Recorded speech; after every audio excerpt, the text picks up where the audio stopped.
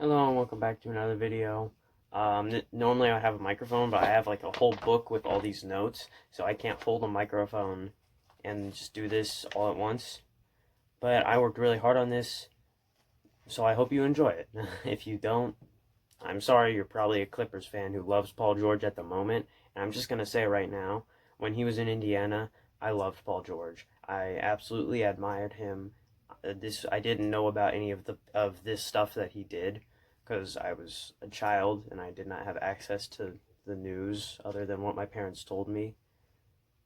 So I didn't know all the bad stuff he did, but I used to absolutely be a huge fan of Paul George. I met him his rookie year. I was like 4 or 5. I went to this meet and greet thing his rookie year and met him and DJ Augustine. That's where this thing came from, this autograph thing from DJ Augustine. But just saying, I used to like Paul George too, Clippers fans. So I will. You can come back to this video and like it once he leaves Los Angeles to play for whoever. Who knows where he's gonna play for? Once Los Angeles no longer becomes his favorite place. I just accidentally wrote on that. Okay. So yeah, let's get into this. Actually, as segments. First segment, loyalty.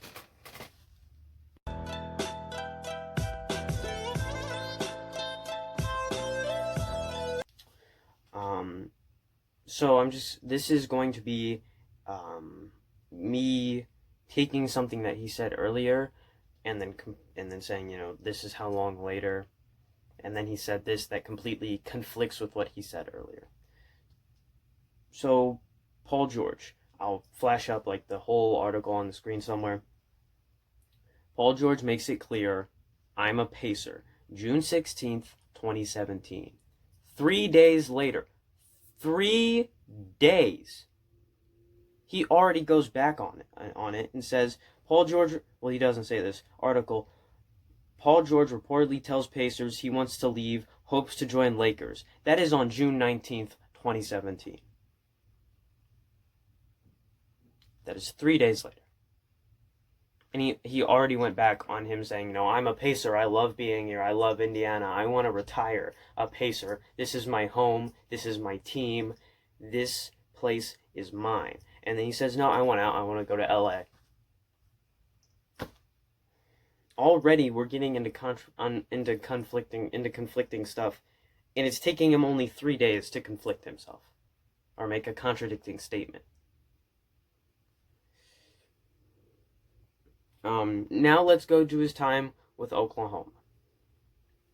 In December 23rd, 2019, on returning to OKC, it made me feel appreciated. I enjoyed my time here. Also talked about unfinished business, saying, I want to win a championship here. I want to do this. I want to do this. I want to do that with this team. I want to be on this team. I want to be in Oklahoma. 7 months later, so a bit more of a bit longer of a time frame here. We played another year, and it felt like we were just stagnant. And now he says he wants to stay a Clipper, and nobody believes him, and he wonders why. Says, I'm a Pacer. No, I'm no longer a Pacer. I want to be in Oklahoma City. No, I don't want to be in Oklahoma City. Now he's saying, I want to retire a Clipper. I want to stay a Clipper. I want to do this with Los Angeles, with the Clippers.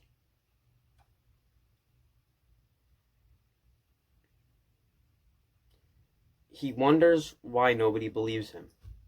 This is an obvious pattern. It's not like this just happened one time and never happened again. This happened twice with both of the teams that he's been on. Every team that he's been on, he's done this whole I want to be here routine. And then a few days or months later, he'll say, no, I don't want to be here anymore and request a trade or sign with someone in free agency. So Clippers fans, I would not buy a Paul George jersey until he signs an extension for like 4 years or something. And I'm going to try and stay as unopinionated as possible. All of these are articles. All of these are facts. You cannot disagree with them. You cannot say they are false because they are a fact. So that's why I want to try and stay unopinionated, because it keeps Clippers fans from trying to say some stupid stuff. On to the next segment.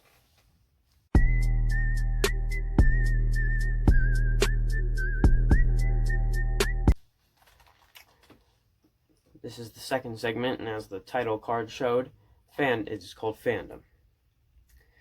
So there are things proving he is a Clippers fan.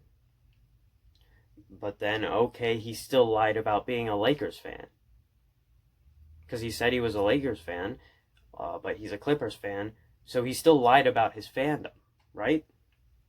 And then 3 days later, he's apparently a Warriors fan, along with being a Clippers fan.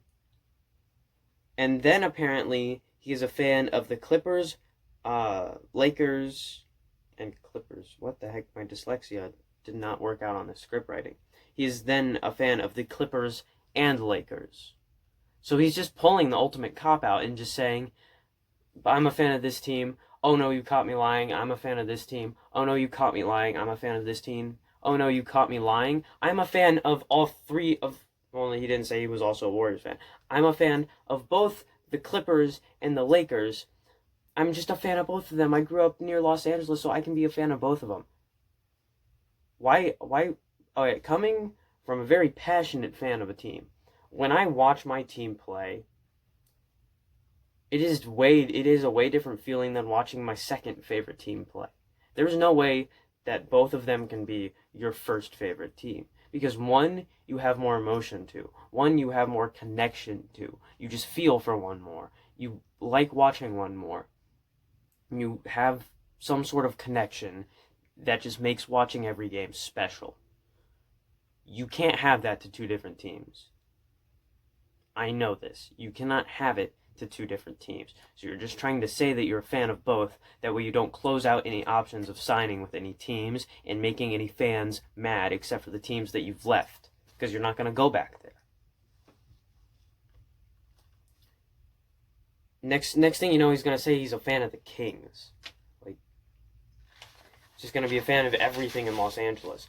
I'm a 49ers fan, along with being a Rams fan.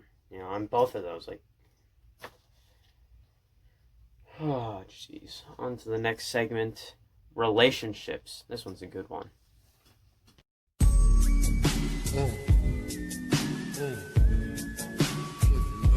Okay, so in this segment, this just proves the other ones, you can't really say that's a bad thing to do as a person. That's just a bad thing to do business-wise.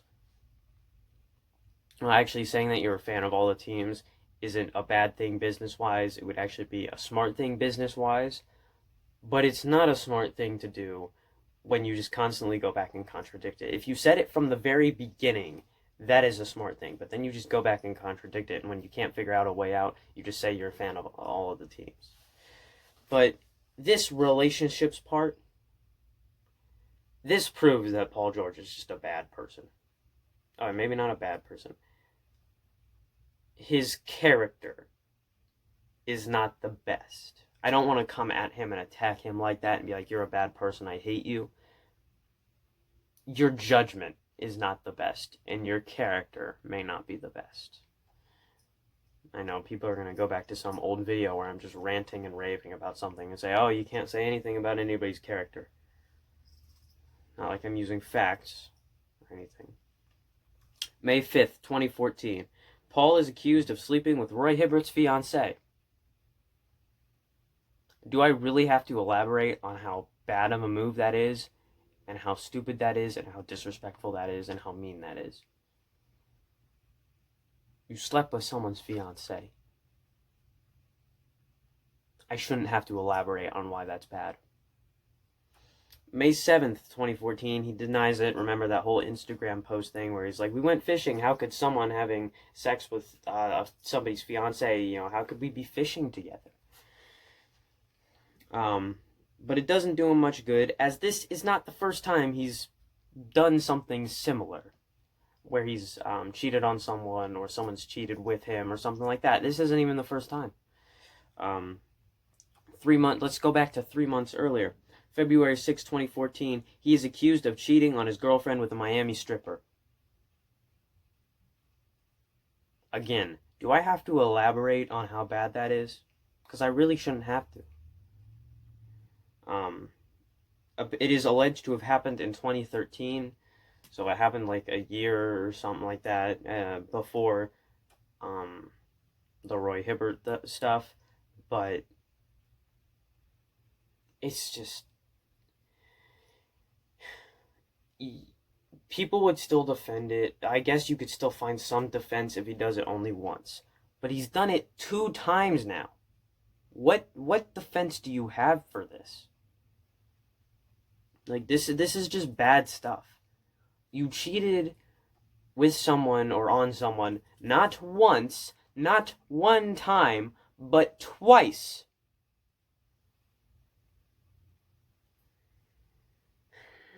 Man, I don't know how Roy Hibbert did not kill Paul George. I mean, he definitely could have done it. He's way bigger. He weighs more. He's taller. He definitely could have, like, hit him or something. Paul isn't going to do anything back because Paul is a flopper. George Paul. My dyslexia is not doing me any favors in this video. Paul George is a flopper. You know, we've seen him flop. He enjoys flopping. But, like, you cheated. You slept with your teammate's fiance. That is inexcusable. There is no defending that. And then you cheat on your girlfriend with a stripper and got that stripper pregnant. See, there's no saying that that whole stripper incident did not happen because he got her pregnant. And it's his kid. This is inexcusable. There is no defending this, no matter how much you try, Clippers fans. There is no defending it. And I'm at a loss for words for how bad that is to do that to someone. Like, Paul George, do you realize what you've ruined? You've ruined relationships, connections, marriages. Do you not realize the effects this causes on people? On to the next segment, where maybe something redeemable could happen. Next segment is spreading rumors. This one's a good one too. All of them are good ones.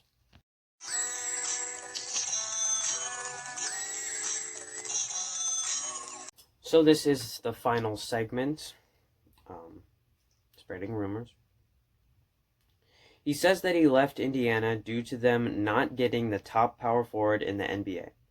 Let's get into that. Although he didn't, you'd think, we'll just get into the quotes. I ain't going to say the names because I'm going to keep their business private.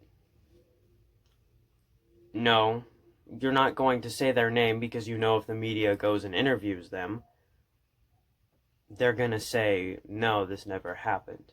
Alright, so when I do this is the most opinionated part, probably. I guess you could say I've put my opinion on all of them, and you could technically say that it's not a fact that cheating on someone is bad.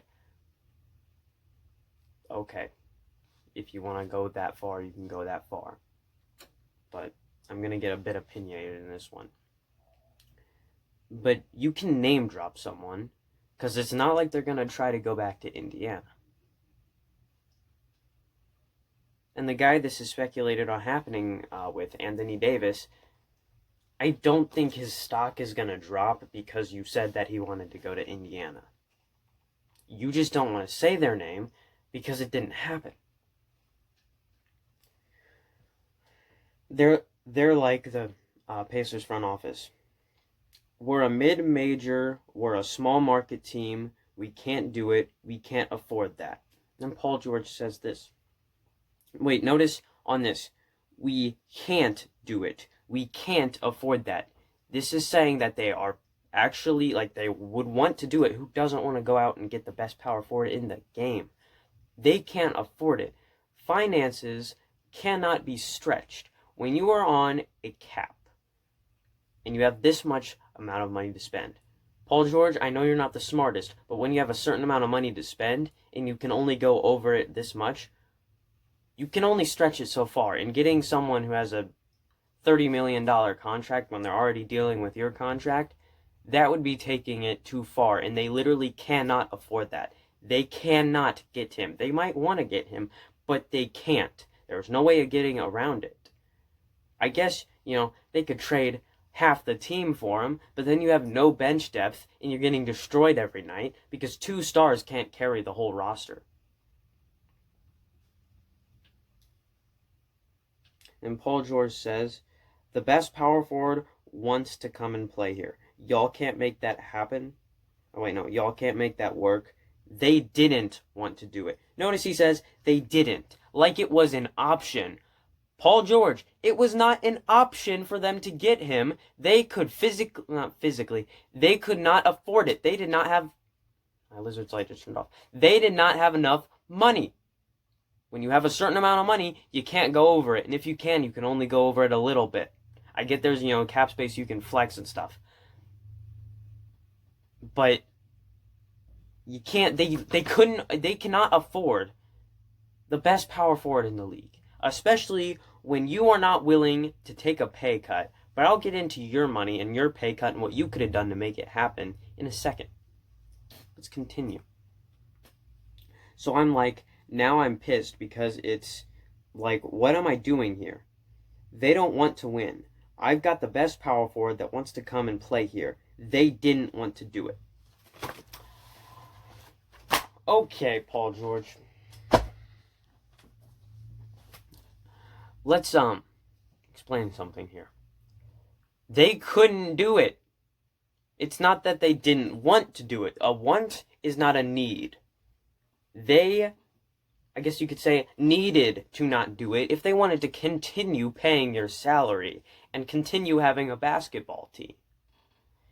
And Paul George, you're talking about, I want to win, I want to do this to win, I'm in this game to win, I'm in here to win, not make any money or anything, I'm in here to win. Paul George, if you were really in there to win, you could have taken a contract extension and taken a pay cut. You could have said, I will take this much pay cut, you get some of the other players that just want to win, all of them will take a pay cut. Say you get you and say you get you, David West, Roy Hibbert. All you take a pay cut. There, it can probably be afforded now. Paul George, you could have taken a pay cut. I don't know how many times I have to say it. You could have said, pay me less money so you can pay this guy more money to come here. And there you go. The best power forward's playing with you. And with all the stuff he's lied about and all this stuff, I very much do not believe that this actually took place, because you'd think he would have spoken on it the second he left. But no, all of a sudden he comes up with this. 3 years, I think 3 years after he left? No, it's more like 2 years after he left. I believe this story was like 6 months ago. 2 or 3 years after you left, you come up with this story. There are many things you could have done. You could have taken a pay cut, you could have convinced other people to take a pay cut, or you could have just stayed, turned it into a winner, actually been a leader, and led us to a championship. We were playing good, but you were like, no, I don't want to be a leader. I'm going to take a back seat on this one. Oh, wait, in 2016, we didn't have David West and Roy Hibbert. Get Jeff Teague, Al Jefferson, get them to take a pay cut with you, or just convince someone in the rotation that plays a role in it that they're paying money to. Thad Young. Say, let's take a pay cut. Paul George, you didn't want to win. You wanted to make money, have the ball, and not be a leader, and you wanted them to spend money they didn't have. You can't spend money you don't have in the NBA. Finances are a very difficult thing to manage. Like, I don't understand how you could be this dumb, Paul George. Because they notice the words they said. We can't do it. We can't. Can't doesn't mean, it means there is not an option to do it. It means you can't. That's why that word exists. But Paul was describing it with words like didn't. Didn't means that there was an option.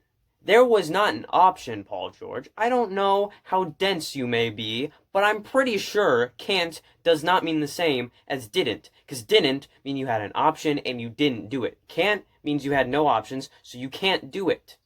I don't understand how many times I have to say it. It's just very stupid of Paul George to try and come out here and say this stuff. And I've made videos on Paul George in the past, and I haven't really, had facts and evidence and stuff before. I've just more been speaking from feeling. But now I have evidence. I show my evidence on the screen. There. Yeah, rant over, all that. I'm sure it'll barely get any views because the videos that I work really hard on never get that many views. I'm going to put hours into this, but please subscribe if you're new. If you're a Thunder fan who hates Paul George, you can find a safe space here. I'll probably only talk bad about your team whenever we play them. Clippers fans, make sure to smash that dislike button because I know you're already going to do it. Pacers fans who are watching this, we probably share the same beliefs. If you don't, you can argue with me or other people in the comments, but you'll probably still like the content. So please subscribe. Just anybody who thinks they would like rant videos or jersey reviews or something sports related, subscribe. We're trying to get to 200 by the end of the year. I know it's an unrealistic goal, but it's a goal. Yeah, I will see you guys next time. Why did I stick this finger out? My body's not functioning correctly because I've lost brain cells reading the stuff Paul George says. See you guys next time. Your boy got 180 subs. Let's go. Try to reach 200 before the end of the year is up, bro. Try to reach 200 before the end of the year is up.